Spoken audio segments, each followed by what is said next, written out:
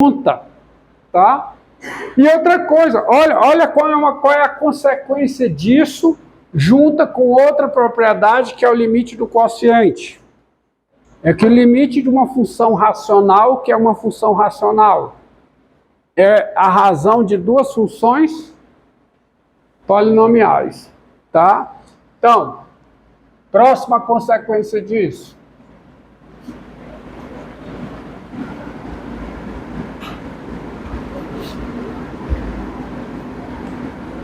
É o seguinte, é que daí, quer dizer, disso que foi feito aqui, daí,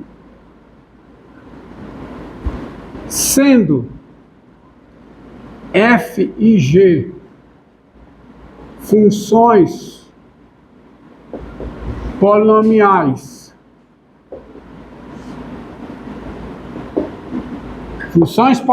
você já sabe, já foi definido aqui o que é uma função polinomial. Eis a razão das definições, é porque quando eu faço menção ao termo, cada um deve ter o mesmo entendimento, sabe, sobre o que eu estou falando, tá bom? Então, daí, sendo f e g funções polinomiais,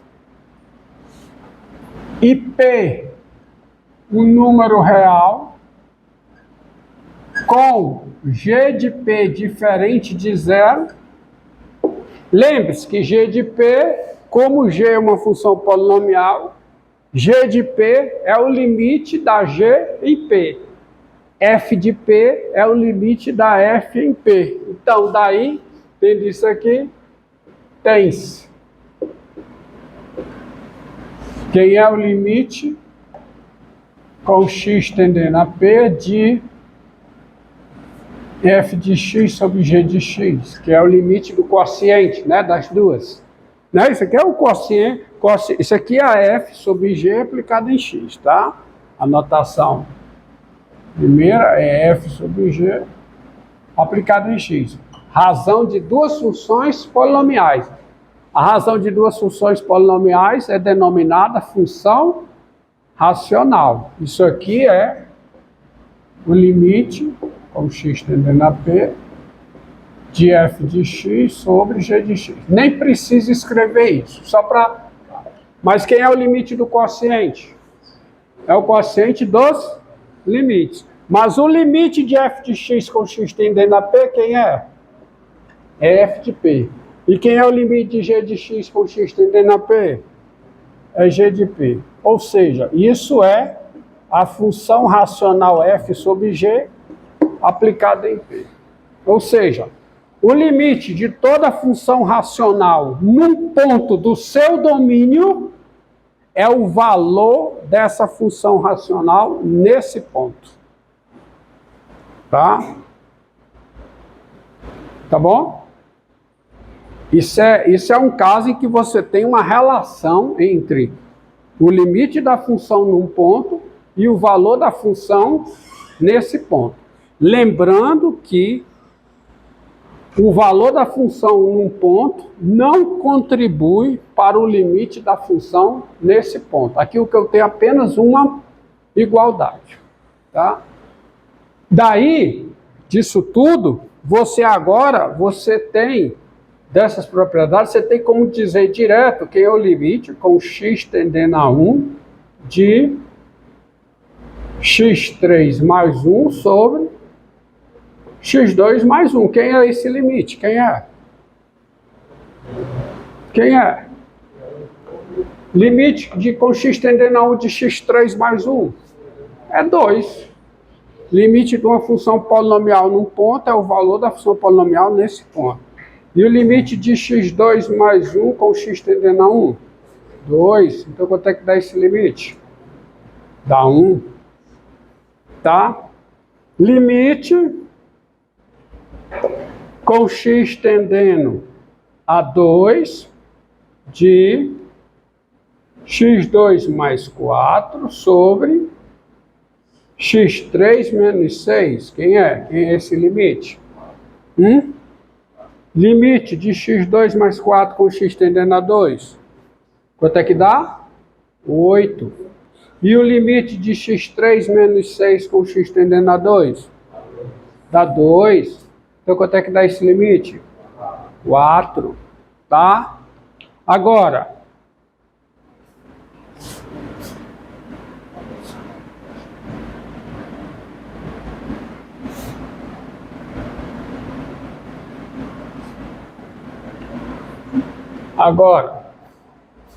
qual é o limite? Com x tendendo a 2 de x2 menos 4 sobre x menos 2. Repare que aqui o limite do numerador quanto é? 0. O limite do denominador? 0.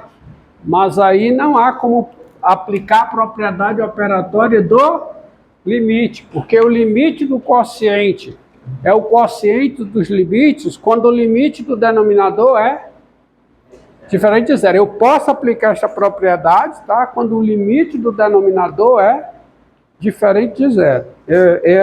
É a fórmula que dá o limite do quociente, tá? Condição suficiente para que o limite do quociente seja o quociente dos limites é que o limite do denominador seja diferente de 0. Mas se eu estou nessa situação, como é que eu procedo? Aí são outra teoria, tá? Depois a gente vê isso. Tem uma outra proposição que eu não demonstrarei aqui, que é a seguinte. Proposição. Sejam n no número natural não nulo, f a função dada, a função if a função dada por f de x igual a raiz enésima de x, tá?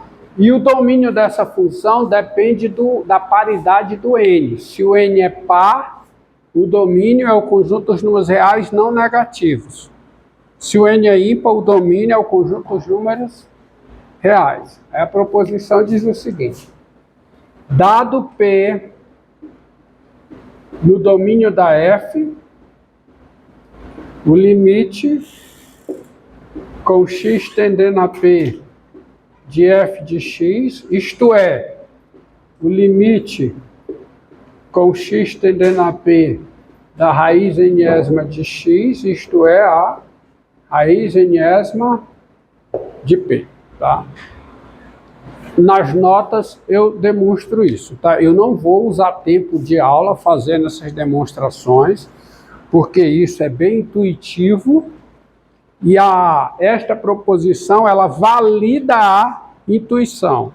Mas a demonstração de que isso é verdade, eu deixo, quem tiver curiosidade, olha as notas, tá? O limite da raiz enésima de x com x tendendo a P, desde que P esteja no domínio da f, é a raiz enésima de P. Tá? Está demonstrado. Agora eu vou enunciar uma outra proposição aqui, que é uma proposição central no cálculo do limite. Vou apagar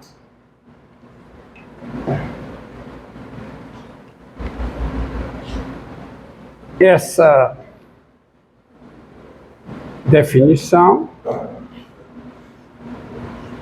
e colocarei aqui duas definições.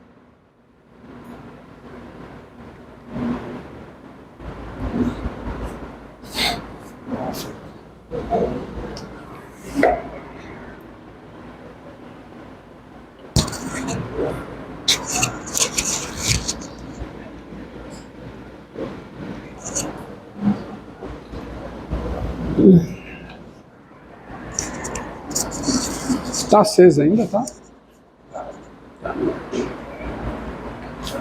Primeira definição.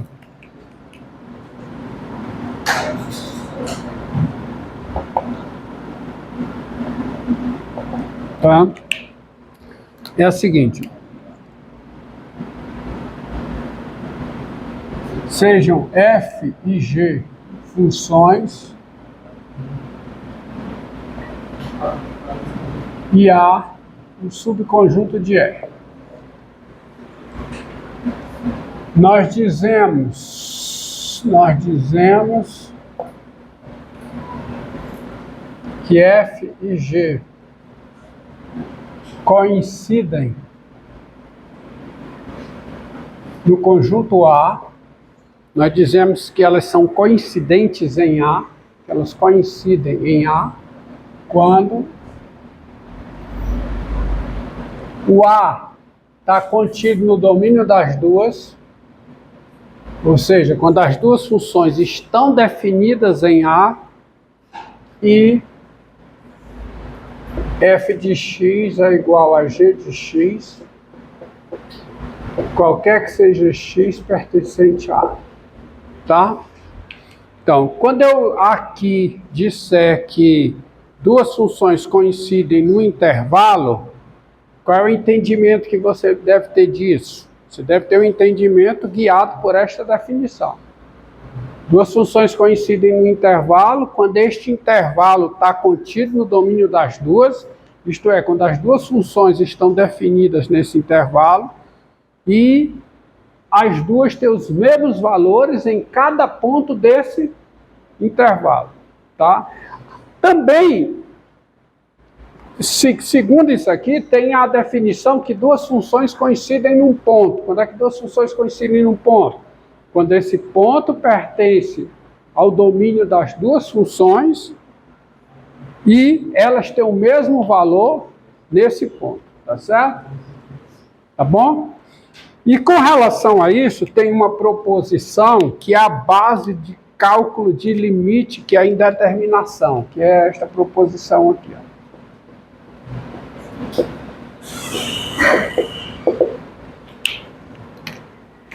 Sejam f e g funções, tá? E L um número real,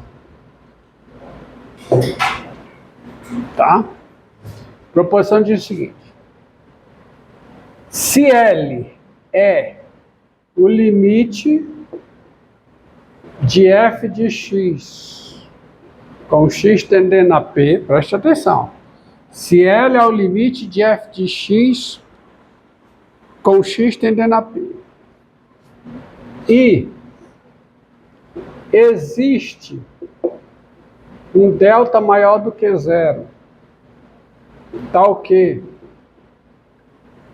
as duas funções f e g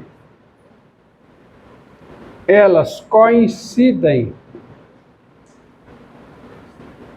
nesse conjunto aqui, ó, no intervalo p menos delta, p mais delta, tirando p. Isso aqui é a diferença de conjuntos, elas coincidem. Isso aqui é o que nós chamamos de uma vizinhança aberta e estrita de P. Ou seja, se L é limite de f de x com x tendendo a P, e as duas, a f e a g, coincidem numa vizinhança aberta e estrita de P, então o L também é o limite de g de x com x tendendo a P. Em vez de eu dar a demonstração desta proposição, eu farei uma figurinha aqui. Figurinha para você entender.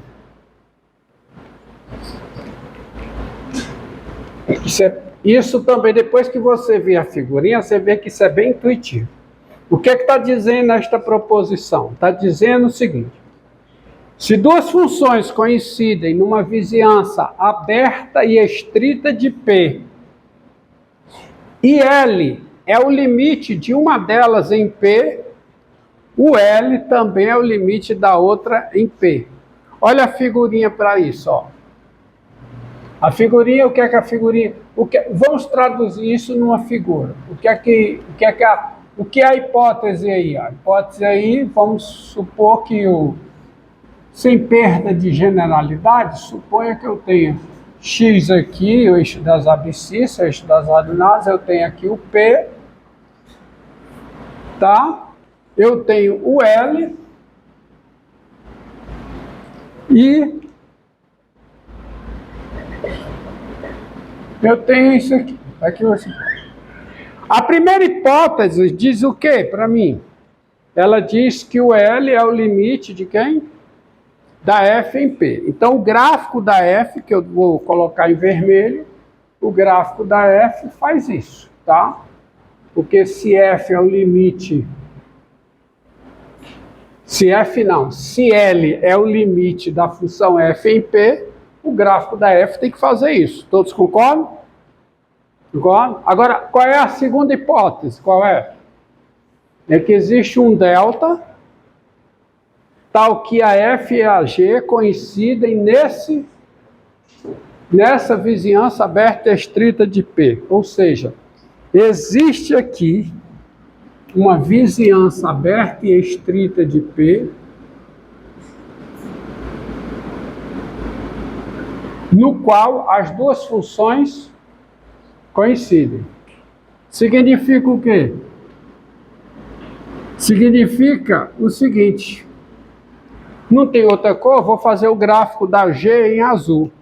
Se as duas coincidem ao longo desse intervalo, a G pode até ser diferente da F aqui, mas quando eu entro aqui dentro, o gráfico da G coincide com o gráfico da F.